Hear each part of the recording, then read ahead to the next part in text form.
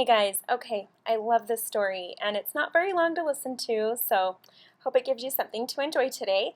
But my friend Beth shared this awesome experience, or I guess you could say story.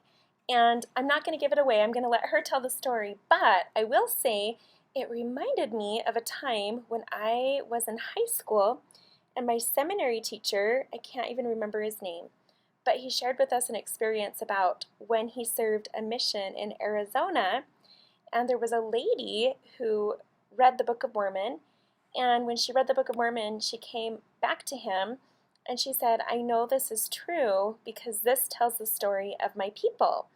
And then she proceeded to tell him that her people had come to the land, the American continent, on these boats, these barges, and they came across the sea after the Tower of Babel had been destroyed, and everyone, received all the different languages. That's the story of her tribe. And I can't remember the tribe that she was from, but I did find this link, so I'm going to include it down below in the video description, and here's a little excerpt from there.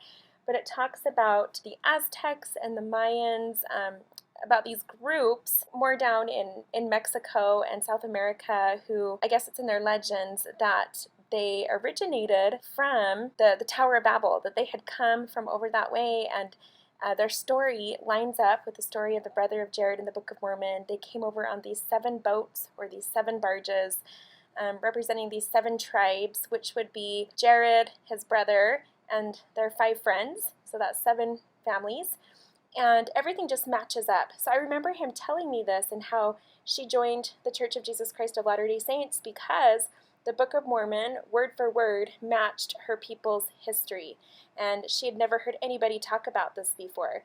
So anyways, it was interesting to hear the story come up again from another tribe that would be over on the eastern side of the United States. Anyway, so I'm going to let Beth tell the story. I love it, I love it, I love it. And I'd love to hear your thoughts. Feel free to comment down below and share if you can add to the story. We would love it. Oh, and real quick, there is a part of the story you'll hear when you listen to the video, but I pulled up this article about this interesting story. I've seen this before. For some reason, this had come up for me before. I remember researching this years ago, and this article came up. But anyways, it's the story of a girl, a 23-year-old mom who had a baby, and her daughter was born with a patch of white hair in the front of her head, which matched her mom. So the 23-year-old, she also has the patch of white hair, which matched her mother, which matched her mother. So there were 4 generations of women born with this white patch of hair on the front of their heads that they were very proud of. And they couldn't trace it beyond that because the grandma was adopted. And this family lived in, or lives, I should say, in South Carolina, which is interesting because the group of people that Beth will be talking about originated in Maryland, which isn't too far north of South Carolina. So super interesting that this grandma was adopted. She's not sure where she comes from, but every family born, every generation has a child, which seems to be daughters, born with the patch of white hair. So I thought that was interesting, and I just wanted to share that at the beginning of the video. Anyways, I hope you enjoy today's video of Insight with Beth. Hey guys, it's Megan. Sorry. I was just telling a friend about this story and was like, oh, I wanted to share that with you guys too. There was a comment someone made like on a history video recently, and they were like, hey, my grandmother is from this is a history story that has to relate to Book of Mormon people and Christ and his return. And I just thought it was super cool. I wanted to pass along before I forget it, because I probably will. But anyway, his grandmother, he said, was from the Turtle tribe, and they were called that because they had come over on the backs of turtle shells to this land. And then he had this other story with it, and I was like, hey, could I hear more about that? Because there are they're like people, like Native American people, who tell that their ancient ancestors came from across the ocean in boats that were shaped like turtle shells. And then they have these drawings, and I've seen it where they have like 8 little boats, and they're tight like into a dish, and they call them turtle shells, and but they're totally, the description of them is of the Jaredites, barges, right? So anyway, I was really interested in this and wanted to hear about the story and where exactly this turtle tribe was from. And he said, oh, they're from like the Cambridge, Maryland area, which is really cool because a couple of years ago, I saw an article about how there were Adena mounds found in Cambridge, Maryland. That's somewhat close to where my mom grew up. So I had written her about it. It was like, hey, did you ever see this? The Adena people are the Jaredites. Like, they totally coincide with the Jaredite people in their timeline and all that stuff. And she'd been like, oh, I actually lived in Cambridge, Maryland for like 3 months during a rotation in nursing school. So anyway, we had talked about this, and so it was really cool because this lady with her tribe had this ancient tradition of coming over on turtle shells, and there they were where there's Adena mounds, like where there's Jaredite archaeological sites being excavated right now. That's where her tribe was from. So I was like, oh, more evidence. It was just really cool. But the story that his grandmother told him, I thought was so cool. So I guess the first time they met each other, he was like an older kid or a teenager or something.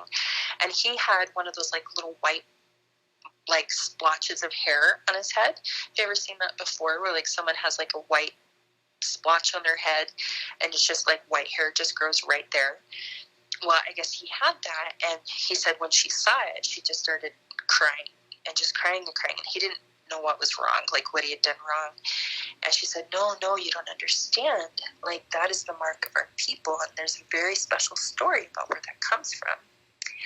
And so she told him the story, and in the story, the great creator had decided to destroy all mankind because they had turned evil. And also, I will say this. He said his grandmother said that their tribe, the turtle tribe, that they were one of the lost 10 tribes, and that's what they described themselves as, and that's how they knew themselves. And I will say, too, his grandparents, this is an older gentleman. He's like grandfatherly age, probably in his 70s. And totally other side story, we ended up being related to each other. He had my mother's last name and ended up joining, like he grew up in the county where my mother's family is from. And that was totally other side line. He ended up being my fourth cousin. That was crazy. But anyway, from that I learned his grandparents are like from the 1880s. So this was his grandmother's story. She told him, but like she's like from the 1800s, you know?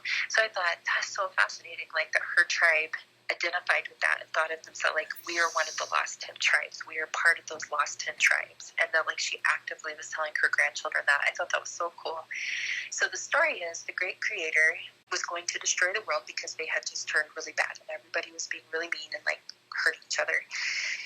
And as he was approaching the turtle tribe, I guess to come destroy them, as the story goes, there was a little boy and he saw him coming from afar off. And when he saw him, he saw that this man was very pale and had pale skin. And so he thought, oh, he's probably very sick. Maybe he hasn't had food or water in his journey. So the little boy ran up and he gave him some water and he gave him some food. And he had him sit down and talked with him and laughed with him and this kind of stuff. And then he gave him, the turtles were like very significant to the tribe, and he had a little pet turtle. And he gave this stranger his pet turtle to help cheer him up because he said he just looked like maybe he hadn't eaten. He was sad. He could just see sadness on him. Well, anyway, so then this man, the stranger, came to the tribe and he said and offered me food and he offered me drink and he offered me his great love, his pet turtle. And I knew then that there is still kindness and goodness in the hearts of your tribe, and I will not destroy your tribe. And he didn't. And he stayed among them for a time, and he taught them about love and kindness. And he touched their heads with his finger. And when he touched their heads with his finger, like their temple areas, when he touched that, it turned their hair white where he had touched them. And he said, I leave this as a mark on you and on your posterity, so that you will know, and that everyone will know, that you are a tribe that follows me, the great Creator, and that people will know your tribe, and that you are a tribe that follows me until I come again, because I will come again one day. And that little white mark on the temples and on the heads of children has popped up in their tribe through the generations. So this little grandmother saw her son with this one of the white marks on his head. She just was crying and bawling and said, it's part of the legend, and that's part of our people. And anyway, it's just this beautiful story, you guys. And I just absolutely loved it, because these stories come up so much with the Native American tribes of North America, and probably many places. I mean, in that book, he visited many, many tribes all over North and South America and the Polynesian Islands, and other islands as well. I mean, he visited his people throughout the world. Like, wherever the tribes of Israel had gone, he visited them, right?